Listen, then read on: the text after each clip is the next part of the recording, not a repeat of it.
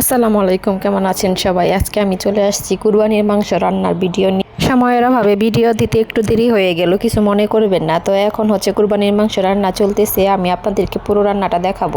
তো এটা হচ্ছে আমার শ্বশুর বাড়ি। সবাই তো জিজ্ঞেস করেন আমার বিয়ে হয়েছে কিনা, তো আপনাদেরকে ভালো করে বলে রাখতেছি যে এটা আমার বিয়ে হয়েছে, এটা হচ্ছে আমার শ্বশুর বাড়ি। তো মাংস রান্নার জন্য এখন মশলা মেজারমেন্ট চলছে। তো যেহেতু অনেকগুলো মাংস রান্না করা হবে, তাই সব মশলা সুন্দর পরিমাণগুলো আগে থেকে বাটিতে বাটিতে করে মেজারমেন্ট করে নিচ্ছে। এখানে আমার যা হচ্ছে আমার মশলা ঢেলে দিচ্ছে, আর আমার সোহেল ভাই আমার ভাসুর, উনি হচ্ছে মশলার মেজারমেন্টটা ঠিক করতেছে। তো বরাবর প্রত্যেক ঈদে উনি হচ্ছে মাংস রান্না করে। তো আপনারা যারা জিজ্ঞেস করেন আমার বাড়ি কোথায়, আমার বাড়ি হচ্ছে টাঙ্গাইল। আমি টাঙ্গাইলের মেয়ে, আমি হচ্ছে কালীহাতি আমার বাপের বাড়ি, আর হচ্ছে ভুয়াপুর হচ্ছে আমার শ্বশুর বাড়ি।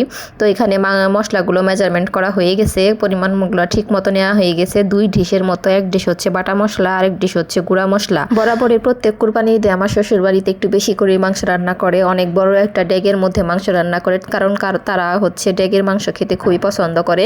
3-4 দিন ভরে এই মাংস খাওয়া হবে, তো আনলিমিটেড খাবো আমরা। তো এর জন্য আমরা প্রতিবারই বেশি বেশি মাংস রান্না করি। আপনারা আবার মনে করেন না যে আমরা হচ্ছে দেখানোর জন্য রান্না করতেছি বা আজকে বেশি বড় রান্না করতেছি সেই জন্য ভিডিও করতেছি, মোটেও সেরকমটা না। প্রত্যেক ঈদে এরকম বড় বড় করে রান্না করা হয়, অনেকগুলা মাংস রান্না করা হয়, আর আমরা সেগুলো 3-4 দিন ভরে ভরে খাই। আমার আগে এত মাংস পছন্দ ছিল না, এখন ওনাদের বাসায় থাকতে থাকতে এখন আমারও মাংস খেতে খুবই ভালো লাগে। তো এই যে সব মাংসগুলা ঢেলে দিচ্ছে এখন, সব মাংসগুলা আরও এটা হচ্ছে 1 বল, এরকম হচ্ছে আরও 3 বল মাংস দেওয়া হবে এখানে। তো বাকি মাংসগুলো আমার জামাই আস্তে আস্তে আয়না ঢাইলা দিতেছে, আর হচ্ছে সাকিব নাড়তেছে। তো অলরেডি মাংস রান্না শেষ। রান্নার ভিডিওটা শুরু থেকে শেষ পর্যন্ত আমি করতে চাইছিলাম, কিন্তু আমি করতে পারি নাই, সে অন্য কাজে আমি ব্যস্ত ছিলাম।